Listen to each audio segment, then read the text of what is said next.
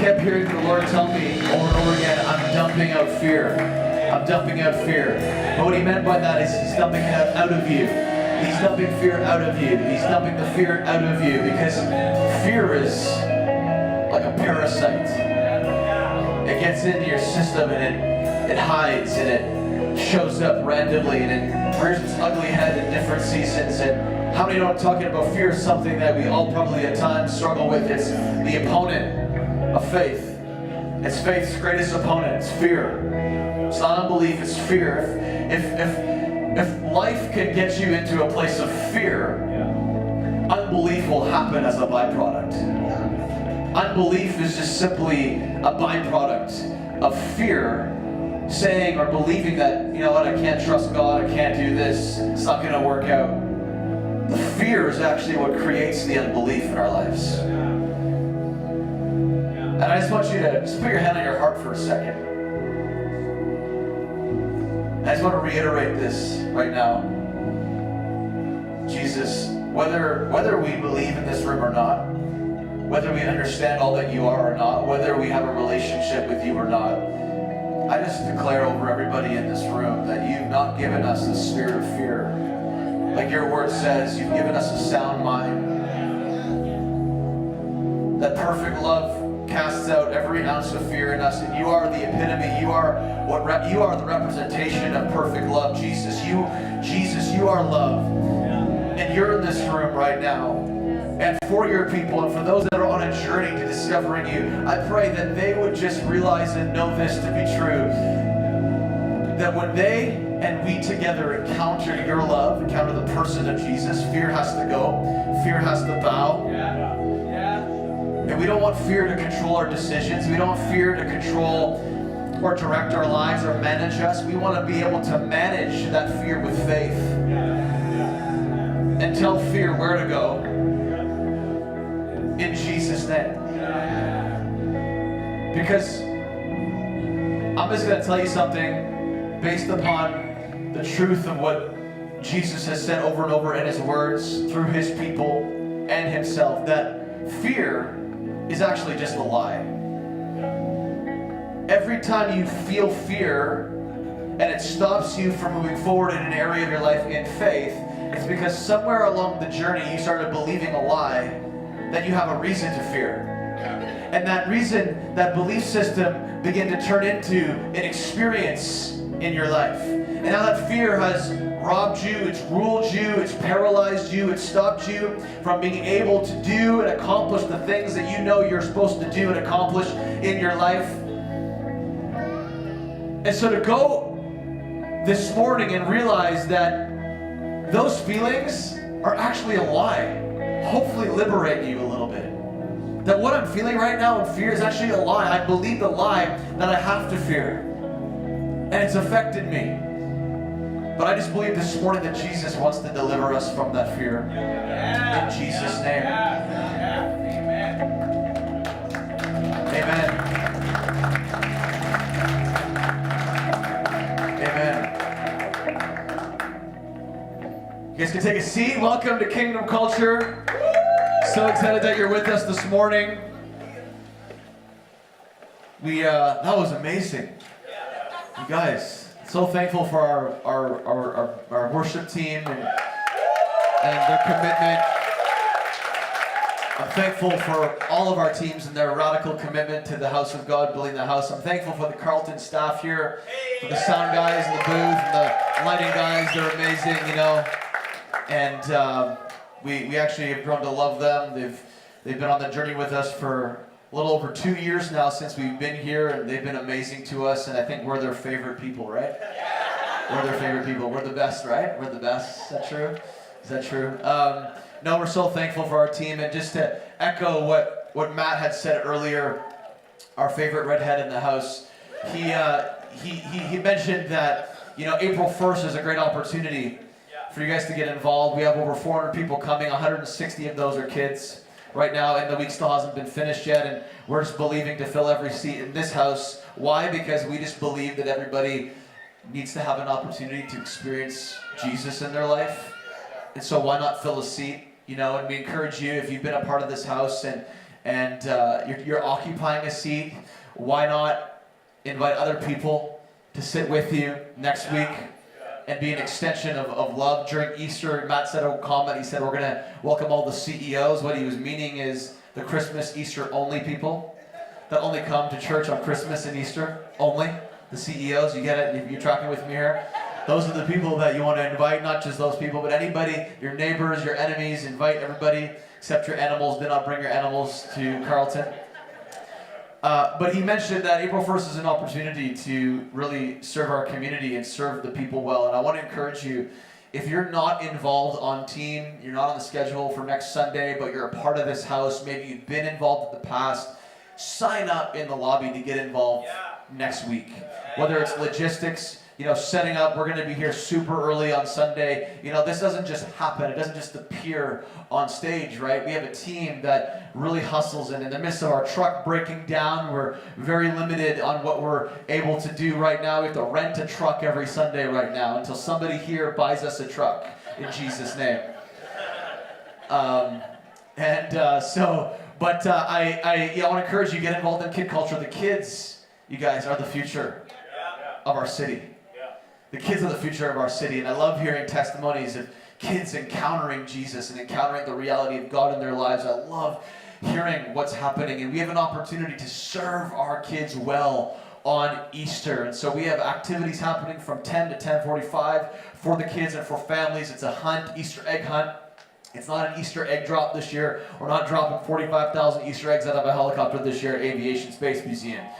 The eggs are already going to be dropped, and they're going to be at Carleton University this year, and it's going to be amazing. But I want to encourage you, get involved. Go to the lobby at the end of this experience and sign up at the Team Culture kiosk. You might be like, well, I don't have any information. I don't know what I got to do. All you got to do is get a police check so we know you're legit. You can handle the vulnerable sector. Honestly, just come and help out with the activities. Sign up in the lobby. All the information will be there. Somebody will talk to you. Same with logistics. You want to get up. If you have how many people have muscle in here? How many people have muscle that you want to hustle next Sunday? Muscle that hustles. Come on, who has muscle that hustles? Only one person here has muscle that hustles. We need to get you into the gym, people. Come on, we need to get you into the gym.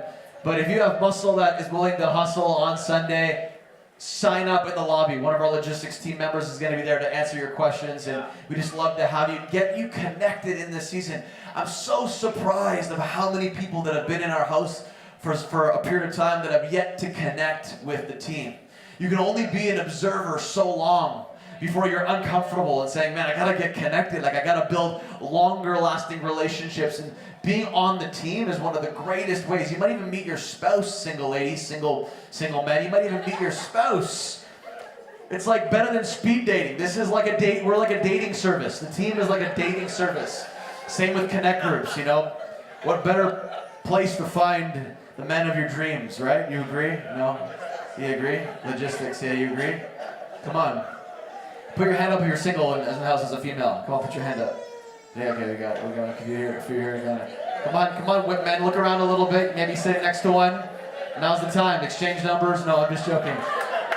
I'm kind of joking, but not joking. I would love for you guys to find love in the house of God. Come on, why not?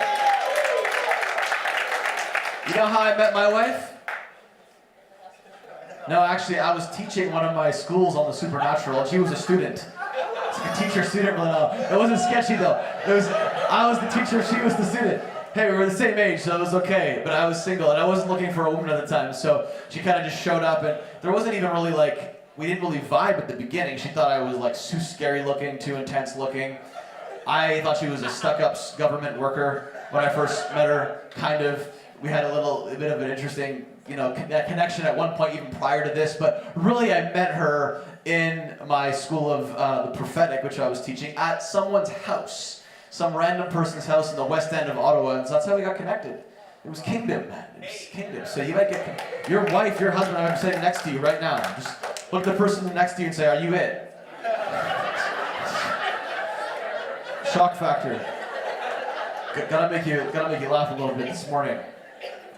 We are in a series right now called Say What? Say What? And we've been exploring over the 4 weeks And next week will be our last week, some of the what we call signature sayings of Jesus. And for me, actually, this was kind of a spontaneous series that we did, I have to confess to you, because I just felt like this was like one of those, sometimes it comes in a moment, sometimes it's pre-planned way ahead of time, we know, and so we're kind of always open to the ebbs and flows and the way God will communicate to us and what we need to do. And when it comes to strategy, especially for themes, we always try to be open to what themes He wants us to address during the year. We kind of had an awesome opening series this year called 18. I don't know if you were a part of that. It was awesome, and I believe it's that series is actually going to shape and frame our year. And I can already see how, and I can already see it happening. But this was a series that we wanted to talk about some of the signature sayings of Jesus, the words of Jesus, the red letters of Jesus. If you open up your Bible, Matthew, Mark, Luke, and John, you'll see red words in your Bible if you have a Bible. And those are the words of Jesus. And there's so many of them. And how can you in 4 weeks explore like even close to a few main quotes or a few main passages or a few main, words and sentences that Jesus said? It's very complicated, is what I'm trying to get at here. And so I wrestled through what to share with you. And then today is Palm Sunday. You guys know what Palm Sunday is? Today is Palm Sunday, and this was the week,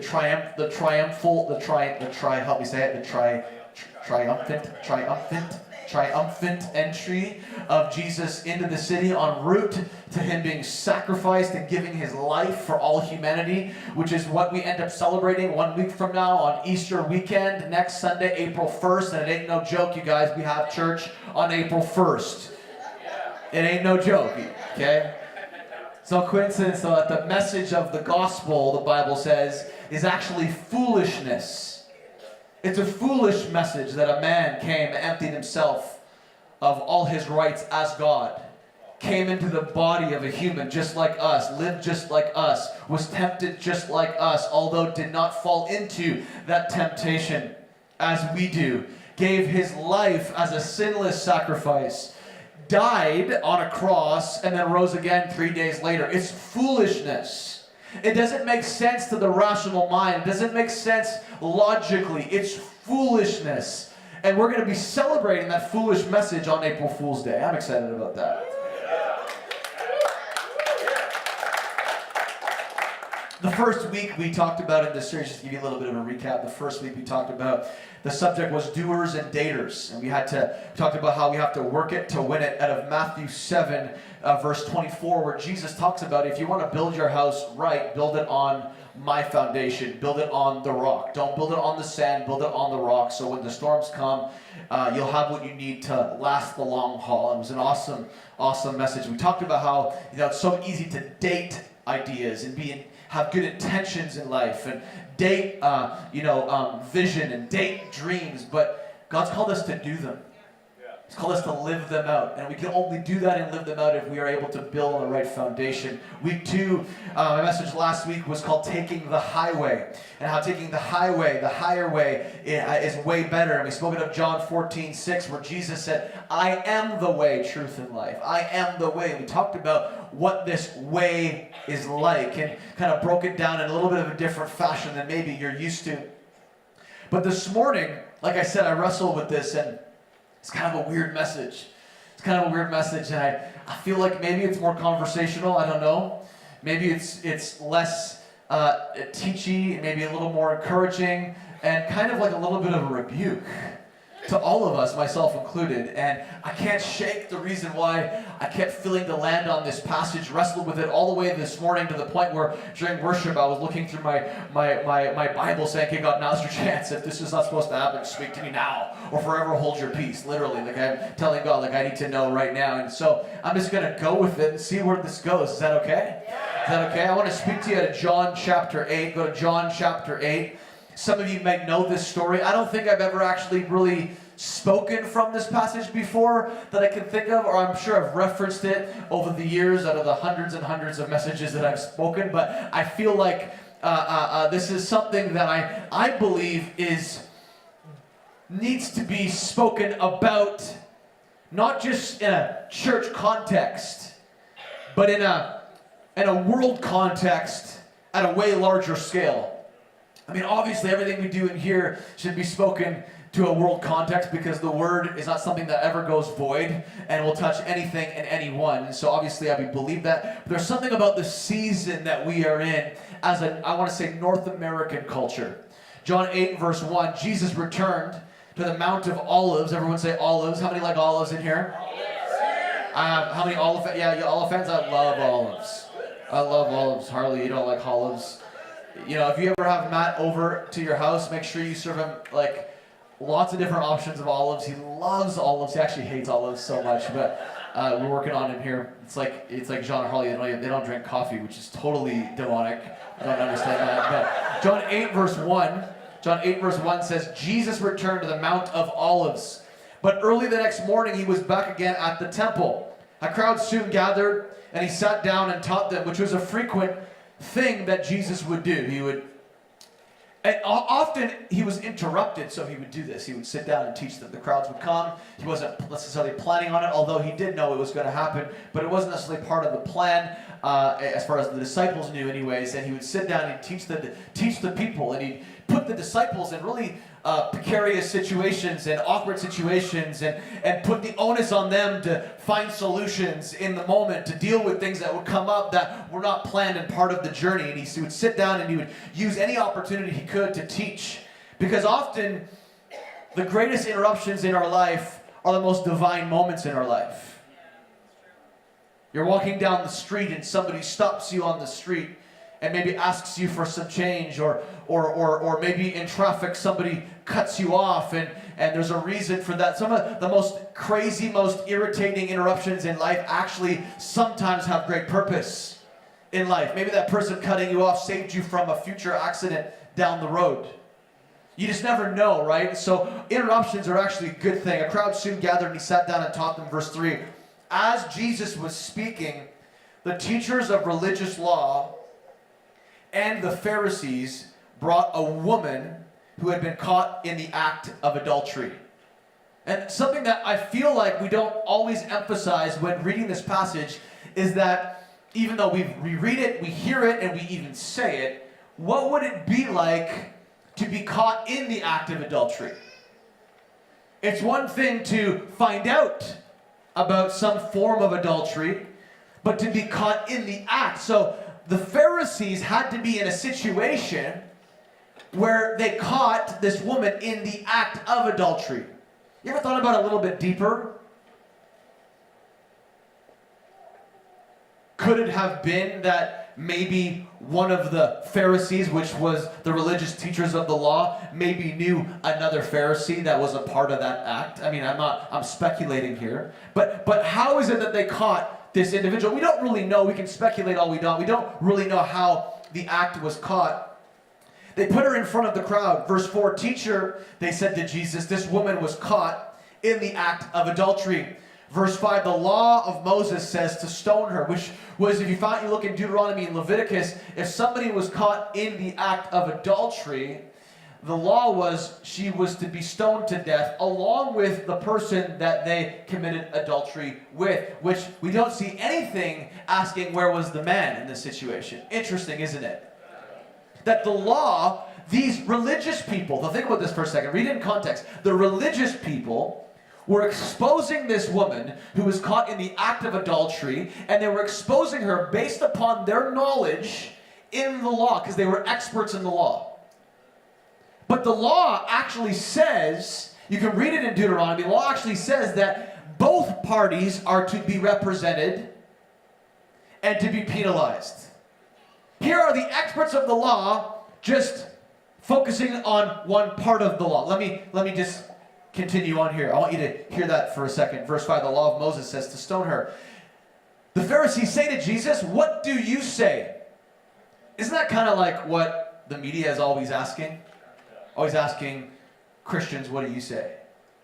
Jews, what do you say? Muslims, what do you say?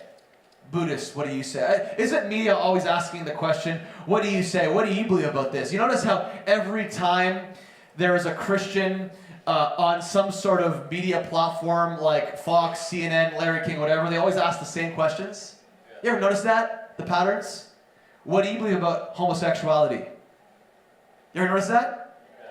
Yeah, that's the same question. Why? Because I would say this, just like this, the goal really isn't always to have understanding. The goal is to pigeonhole people and trap them without giving them the opportunity to bring context and have conversation.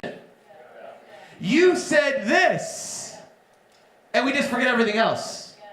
You ever notice that? We don't realize this, but there is just as much of a religious spirit ruling people that say they don't even believe in religion than there are with those that do.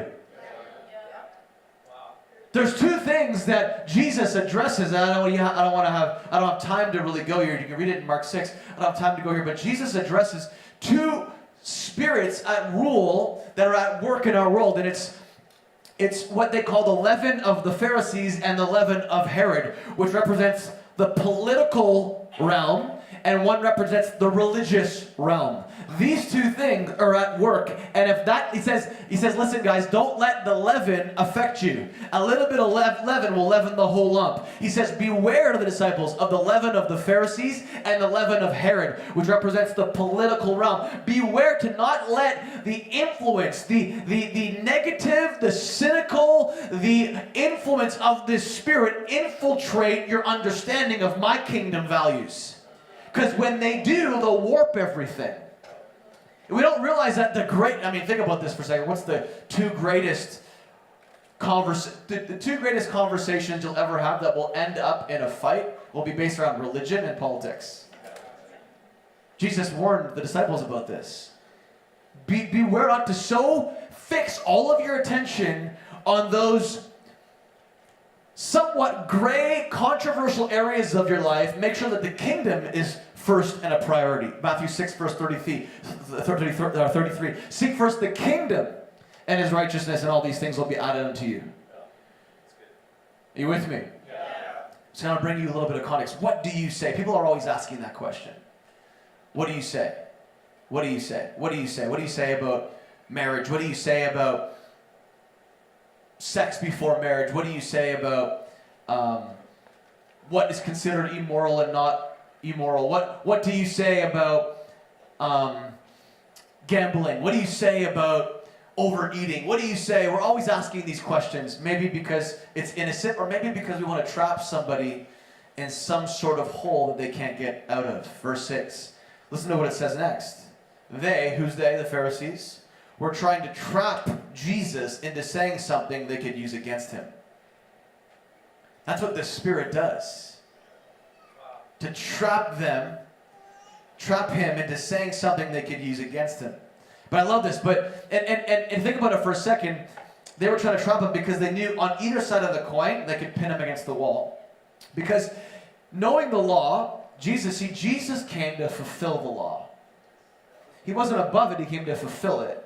A new covenant was being established through the life of Jesus. The old covenant was called the law of sin and death. The new covenant was called the law, the spirit of life, and Jesus came to introduce that new covenant. And so, in this context, the reason why they were trying to pin him is because they knew that on both sides of the coin, whether he answered this or that, they were going to pin him to the wall. The first thing would be because if Jesus obeyed the law in that moment, and they stoned that individual who was caught in the act of adultery, then they would have pinned him against the wall, because only the Roman officials had the authority to make a judicial call like that publicly.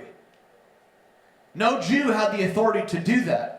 Even though they were the believers, they were the ones that were working out the law in their life, they did not have the authority at that time to initiate that kind of condemnation. So they knew that if Jesus made that call, let's stone her according to the law, that he would have been pinned and his crucifixion would have happened even earlier. And on the other side, if he says, don't stone her, then who is this guy? Who is this Jesus that proclaims to be the fulfillment of the law? Who is this Jesus that has the authority to break the law? You with me? Yeah. So follow me here. So they had a whole plan in place. They wanted to trap him. But Jesus stooped down and began to write in the dust with his finger. I love how Jesus responds to questions like this. You ever notice if you read the scriptures, often when Jesus is asked a question, he'll respond with a question or won't even respond to the question. Read it. There's so many times in Scripture where somebody will ask Jesus a question, and he'll actually say something totally different that has nothing to do with the question. Or he won't even answer the question. Or in this case, so the people are at, think about the scenario. He's in a crowd of people. The woman is in the middle of the crowd. The Pharisees, the religious people of the law, are all around condemning this woman. They're all screaming. And instead of answering the question, he bends down in the crowd and starts doodling in the sand. Like, that just looks weird. Doesn't that look weird? Like, what? Like, imagine that. Imagine you're in your classroom, you ask your professor a question, and instead of asking you, he just bends down and starts drawing on the ground. Like, what would you think in that moment? There's a couple of things happening there. I mean, he was giving opportunity for them to figure out their own answer. Because sometimes God does not answer your question because he wants you to figure out your own answer. He wants you to become aware of what's really going on the inside of you. It's just interesting because dust is where man came from. Mankind was birthed, created from dust, according to Genesis 1. We were created from nothing, Genesis 2. We were created from dust. And it's interesting he used his finger because it was the very finger of God, according to Exodus, I believe it's 33, where it was his finger that inscribed all the commandments and the law on stone. Interesting, isn't it? So he gets down as the introduction to a new covenant. He's like, hey, listen, I just so you know, I actually created everything. Actually, I'm the one who gave you the law. And so I have the authority right now to change some things because I am the epitome of change. And not only that, let's just draw out your sins on the ground. Let's just see, maybe you have pride. Just drawing pride on the ground. And maybe he's just doodling. He's just doodling. He's drawing gossip. Gossip. I know what you did last night. I know you talked about. I know who you talked to about that woman beside you. Maybe it's some sort of sexual sin in their life. Maybe it's just plain up hypocrisy. And he's just drawing all these things on the ground. He's giving them an opportunity to stop focusing on the outside and start focusing on the inside, because that was the one thing the religious people could never do.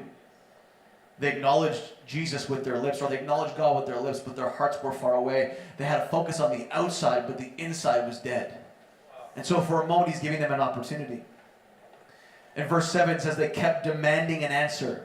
They kept demanding an answer. So he stood up again and said, all right, but let the one who has never sinned throw the first stone. What a powerful statement.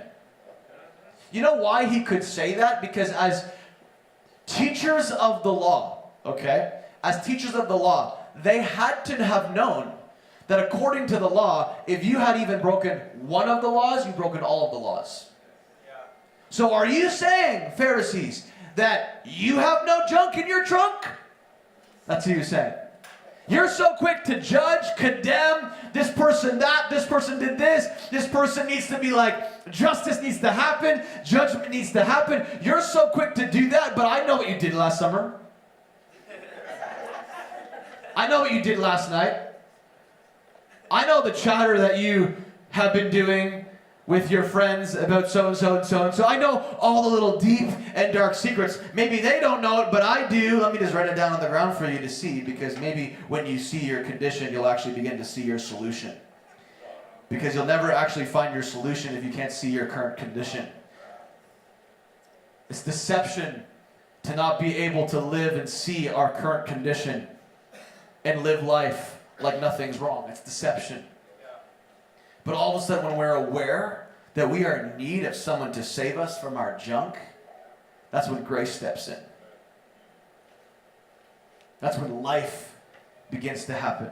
So, all right, but let the one who has never sinned throw the first stone.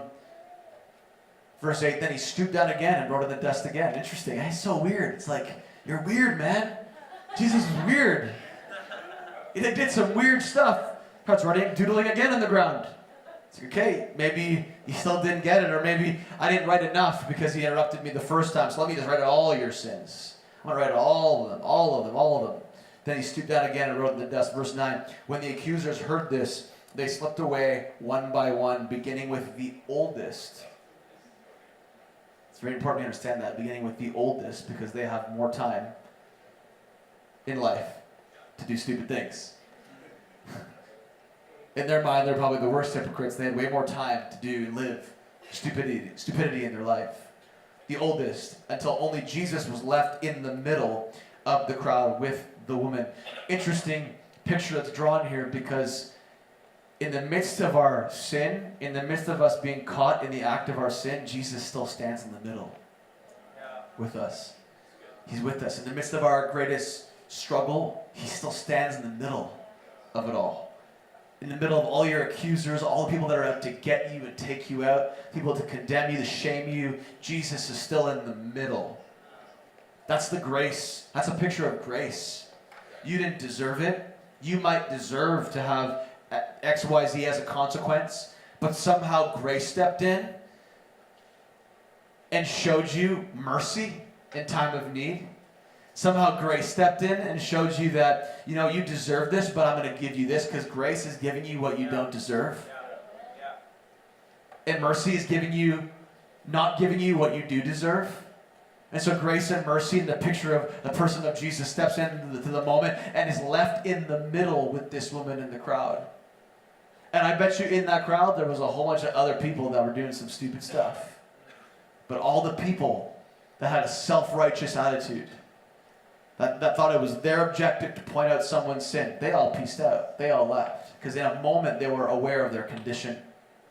They are aware of their condition. Verse 10, then Jesus stood up again and said to the woman, "Where are your accusers? Didn't even one of them condemn you?" Verse 11, "No, Lord," she said. And Jesus said, "Neither do I. Go and" what? In other words, it's time to change. I've stepped in. Grace has stepped in. Grace does not give you the license to keep doing stupid crap in your life. Grace steps in to give you the empowering grace energy you need to overcome all the stupid crap in your life. So he's like, listen, I've stepped into the middle of your situation.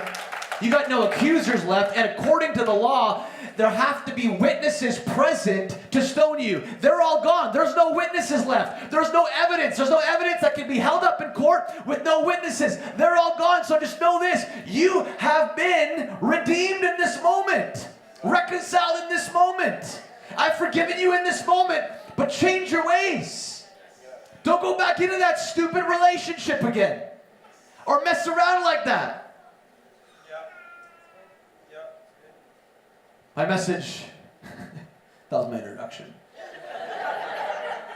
My message is, if you're taking notes, write this down, stones and more stones. And I want to talk about the havoc of hypocrisy within us. Once again, I don't know why this was a message that I could not shake for this Sunday. It feels so not normal. It feels so interesting to me that on Palm Sunday, this is the message I land on and wrestle with this, but I just feel like, isn't this a timely word for what's happening in North America? There is so much hypocrisy. And let me just say this to all of us in this room. We, including myself, are sitting in this room, we're all hypocrites. In some way, shape, or form, we are all hypocrites at some level. To not be a hypocrite is to be 100% at every area that you profess you believe in all the time, without fail. You know that diet that you started in January? That you encouraged everyone to go on? That you were all about? And now it just ain't happening anymore, but you were all about it? Don't you feel a little bit hypocritical about that? It's okay to acknowledge it. I mean, we're all like that. I'm not saying there's nobody in this room that is not or has never not been at some point a hypocrite. So we're a bunch of hypocrites that Jesus loves. Woo! It's a good word. That's a good word. But I want to talk about these stones that these religious people were trying to pick up and throw at this woman, because we all, in some way in life, throw stones at each other. We throw stones at our politicians, don't we? All you Facebook people out there. We throw stones at our friends. We throw stones at maybe celebrities. It's very easy to throw stones at celebrities, right? Make judgments. We throw stones really anywhere we can throw them. Don't you feel like that's true at times? It's a way of life for most of humanity. I heard a wise man once say to me, wait until you're in their shoes. It's so easy being on the receiving end of something and throw stones upward to things we don't understand, judging them, condemning them, saying that if I was in their shoes, I would do it this way. But the moment you get those shoes and you try those shoes on, you're like, oh my gosh, these are really uncomfortable. These are really hard to wear. These are really not what I thought they were. Anybody ever had that experience? It's like you're like the second in command, you're the third in command, you're the 10th in command, and you're judging the top guy. If I was the leader of this organization, I'd do it differently. I don't know, I wouldn't do that. If I was the pastor of this church, I'd wear suits on Sunday. I'm telling you, if I were this, if I were that, it's so easy to throw stones upward at things we don't understand until we wear the shoes and realize, oh my gosh. It's so easy to feel like we have all the answers right, but then when the pressure is on you and the responsibility's on you and you ain't going nowhere, because as an employee, as somebody on a team, you can quit and peace out whenever you want, but when you're at the top, you ain't going nowhere. It's a whole different game when you're at the top wearing those shoes than it is when you're at the bottom. We can throw stones all we want, say if I was a parent, I would parent my kids differently. Well, when you are a parent, come talk to me. And when you lose control of your kids in public, then we'll have a conversation. I'll never lose. I said that. I'll cast the demon out of that kid on that airplane if that ever happens to my kid. I would say that out loud. Like, I would never parent. And now I become that parent. Right? We throw stones at people all the time. But yet when we get in the situation, we realize how hypocritical we become and how much of a hypocrite we are when we realize that, man, like, I was stoning people for a long time. You know how many stoners we have in the house? You've been hitting the stone. You've been stoning up too long. Time to stone down. Get it? Stone down, tone down, stone down. Really got that. But we throw stones at people. Stones are anything we use to attack another. Stones are our words.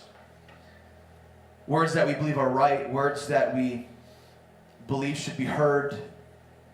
We believe that somebody made a bad decision. We believe that somebody broke the law. We throw stones. We judge. And I'm not saying there isn't a place. Don't hear me wrong, that justice doesn't happen. But is it our job? Family is a place where we throw stones. Man, I throw stones at my wife all the time.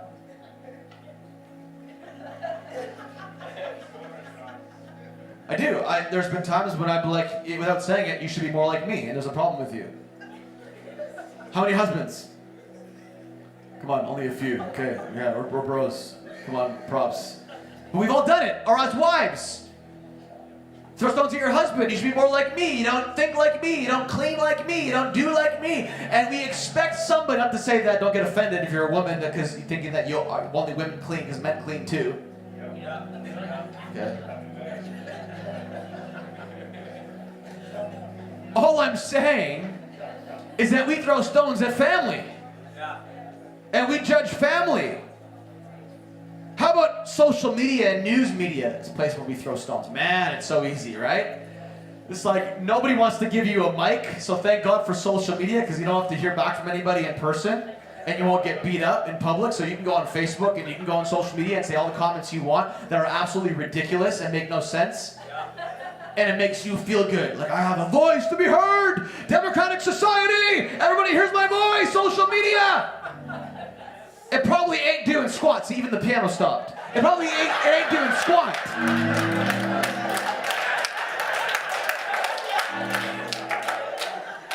But we all try to find a platform in life to throw stones because we think we're right. Are you hearing what I'm saying? Maybe the lunchroom at work for you is a place where we throw stones. Where you throw stones. Talk about your boss. Talk about your coworkers. Did you hear what so-and-so did? They were late the 10th time. Did you hear that? I heard they're going to get fired tomorrow if they don't change. I heard, anybody ever been part of those scenarios? We throw stones. We throw stones. The car ride home from events. And church is a place where we throw stones. What was that message all about? I can't believe he spoke on hypocrisy on Palm Sunday. Man, that does not make, I'm never going back to that church ever again. I want to go to a place where the pastor is nice and talks with the same monotone voice for the whole time. I don't like that he yells all the time and looks mad. What's with the furrowed brow on his forehead? Why does he look mad all the time? I'm going somewhere different. They offended me. They didn't say people kind. I'm leaving the church.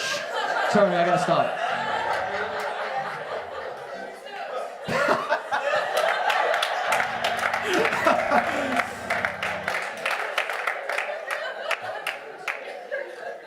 I think the church actually is a place where it's easy to throw stones, to be honest with you. It's really easy to look at your neighbor and tell them what you think they should be doing, how you think they should be living. It's really easy to look at your neighbor and say, as if they watch Harry Potter movies, they're going to hell. We have Joe Blow over here, Holy Ghost, woman of God, watching the Kardashians, and then Joe Blow over here watching Harry Potter, and Joe Blow over here watching Fireproof. That's their favorite movie. It's like, you know what? I don't care what you're watching. The reality of it is, it's Jesus who saved you, not your behavior. Now don't take that and say you can do whatever you want, because no, grace, when you understand grace, it empowers you to live a life that God's called you to live. It empowers you to live the life that God's called you to live. I feel this way as a parent. Yesterday I felt like a hypocrite. My daughter was leaving the house in the morning. I said, do your jacket up. We were going somewhere. We were going to a maple farm to where we spent $80 for 6 of us to eat a breakfast that wasn't even as good as the team breakfast we have on Sundays here. I couldn't really understand why, but anyways, so we left the house and I said, Victory, do up your jacket, do up your zipper. And she said, no, why would I do that? You don't have your zipper done up. And then classic line is what I said, well, I'm the parent. It doesn't work that way. People follow what they see more than what you say. What they see you model is actually what develops their actions, not just what you say. It's like a trainer who is out of shape at the gym telling somebody to do something, live a certain lifestyle, when they don't even do it themselves. If I go to a gym, this is just me personally, okay?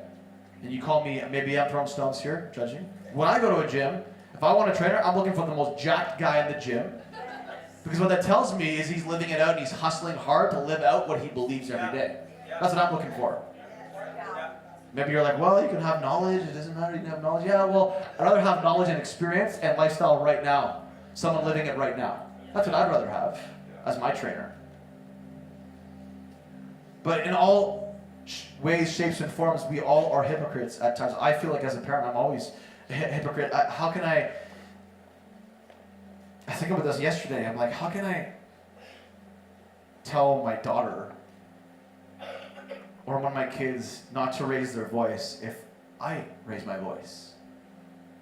I know there's elements of we are the parents, and there's elements where I'm not going to quietly say to my kid if they're running into traffic, be careful, there's a car about to kill you.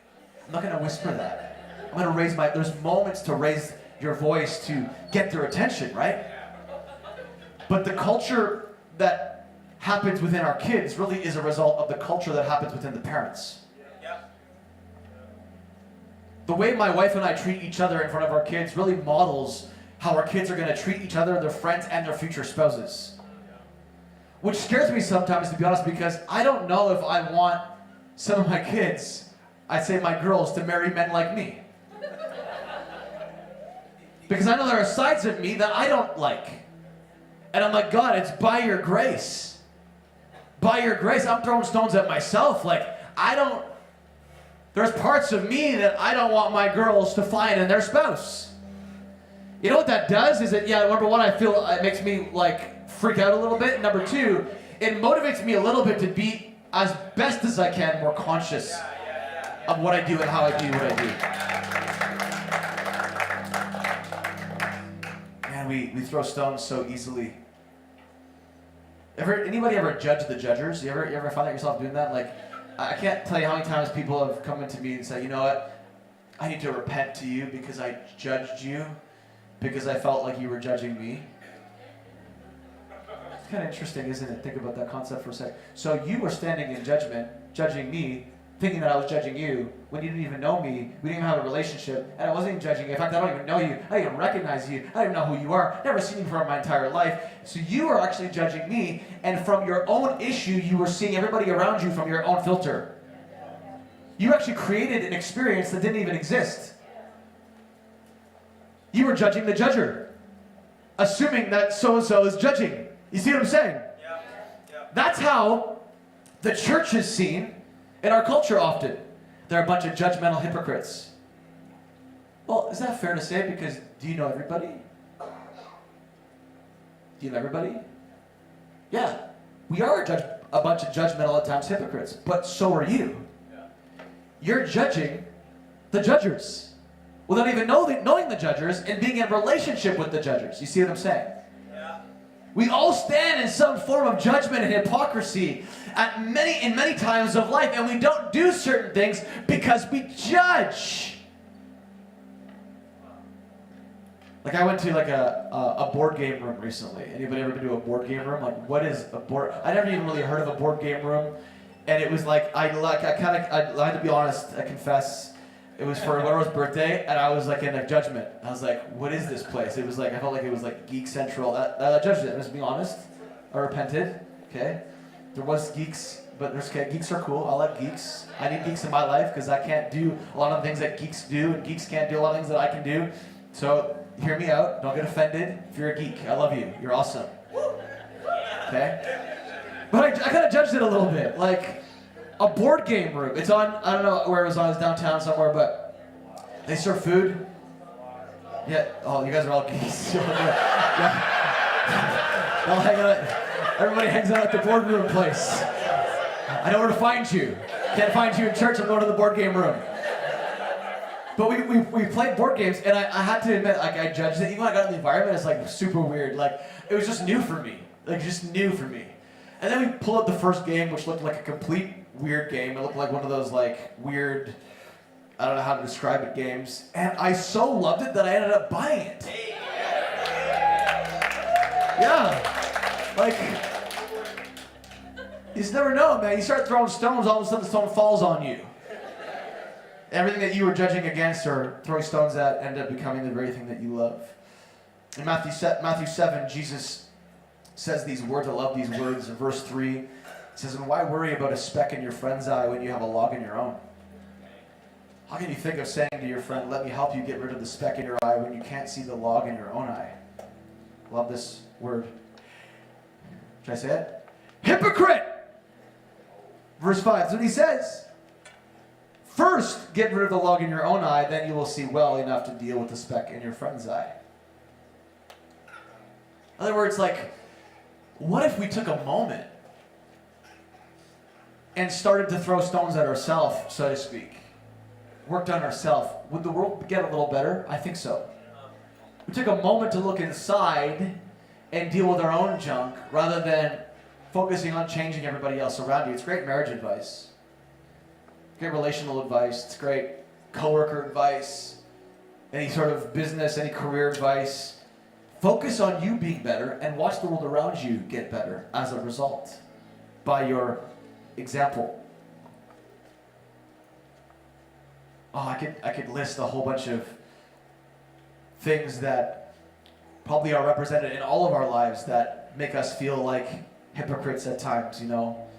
Saying things, doing things, eating things. Saying we want to take care of our environment, but you still drive a car that's polluting the environment. Like, we could go on a deep level here. I'm just trying to say this, that we're all hypocrites at some level. And if we would stop judging everybody else for doing this and doing that, well, you're a vegetarian, well, you're a meat eater, or you're a vegan, well, you're that, or you're on the Atkins diet, you're on keto diet, you're on this, that. Like, if we just stop and look at our own lives and do us well, watch everybody else get well around us. Because havoc, the definition of havoc is widespread destruction. And it's confusion.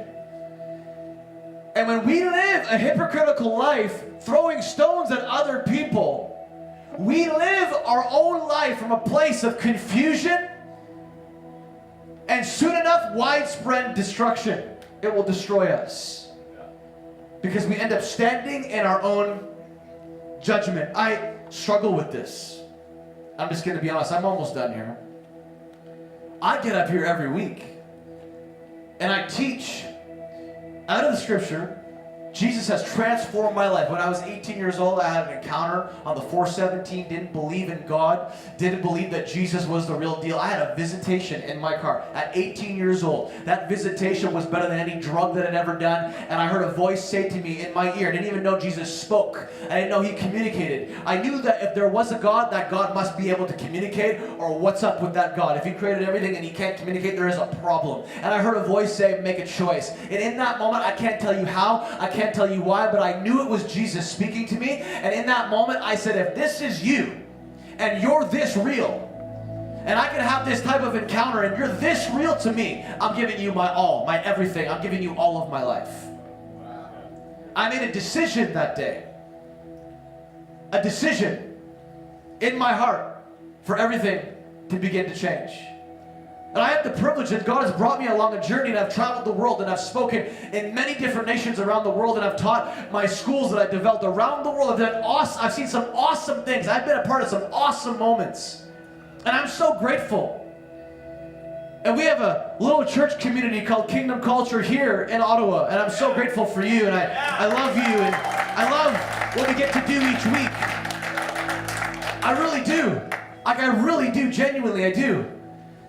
But I struggle. You know what I struggle with? I get up here every Sunday, and I have to take the word that I am constantly working out in my own life and somehow encourage you to do the same. And I feel like at times like I'm a hypocrite, that I'm impatient with my wife, that I get upset, I yell at my wife when I'm upset, or I do stupid things, and I'm not the best parent, and I'm not modeling the good person that I should be modeling all the time. I don't always say the right things. I don't always say it the right way. I don't always say it with the right tone. Am I creating conflict in my home? You know what? And I realize that I'm a screw up just like all of us in this room. And somehow God has chosen me. And if he can choose me, he can choose any one of you. And we're all in this together. And at large, we're all hypocrites. And as long as we're aware of that, we can advance and let his grace fill the cracks. Because you know what? A cracked pot is the only type of pot that actually spreads light. If you put a light in a cracked pot, you will see light through all the cracks. If there are no cracks in your pot, you're not seeing any light. You'll see a small glow. But I want to be that cracked pot that people get around and say, wow, he's normal. I can relate to him. He's cracked just like me. And if God can use him and shine light through him, then he can do it in me.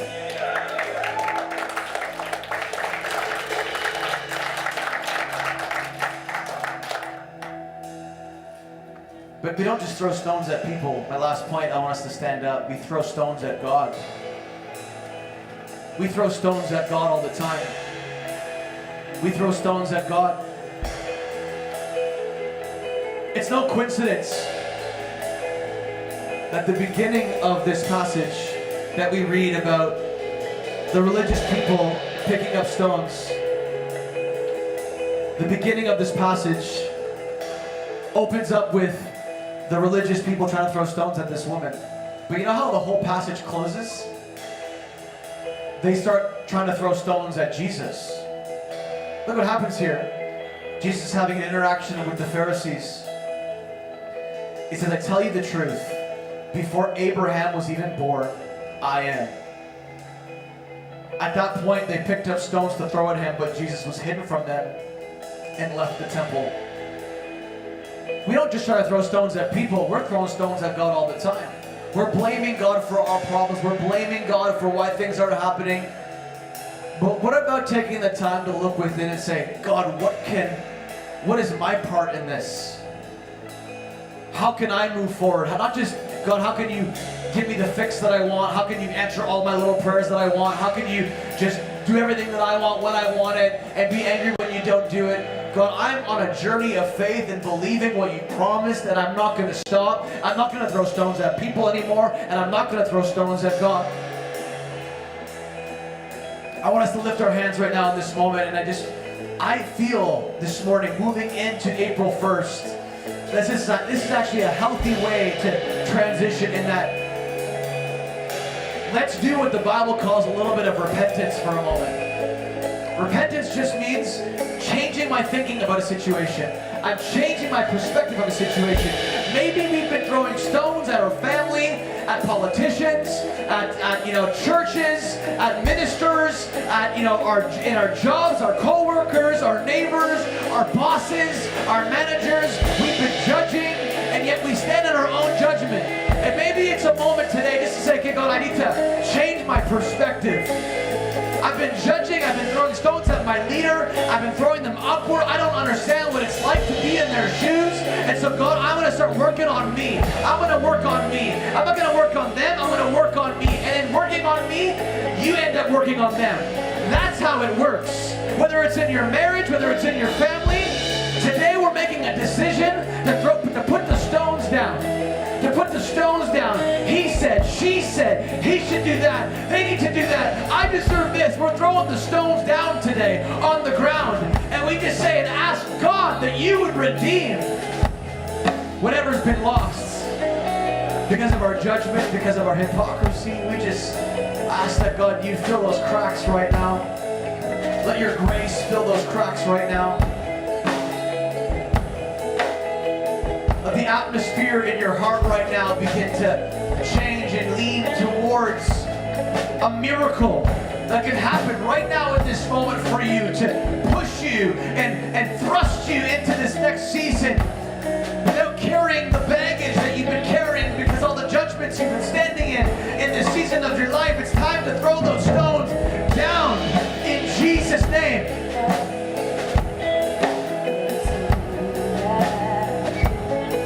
Come on, just keep your hands lifted.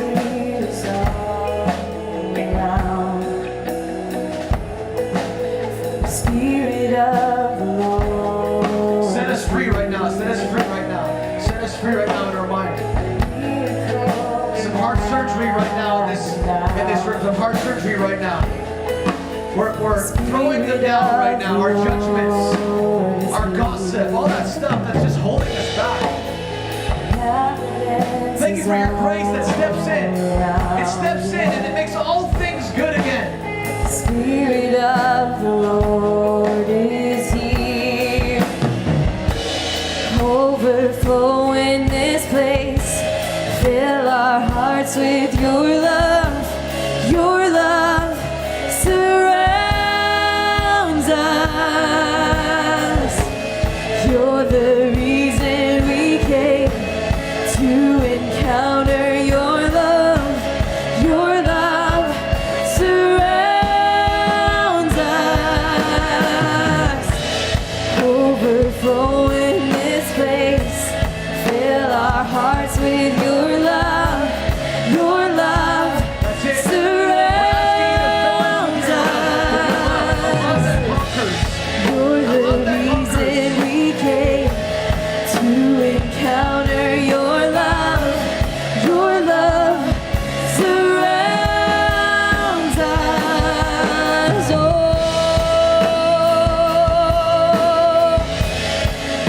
surround us with your love.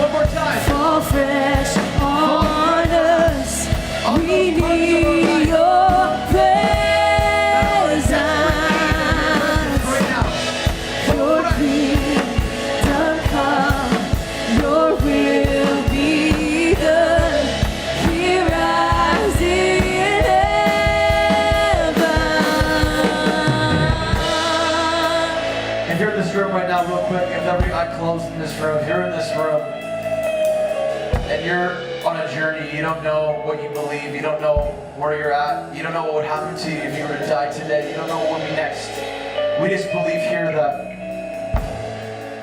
Jesus didn't just come to give us a good, happy life. He came to give us a good afterlife as well.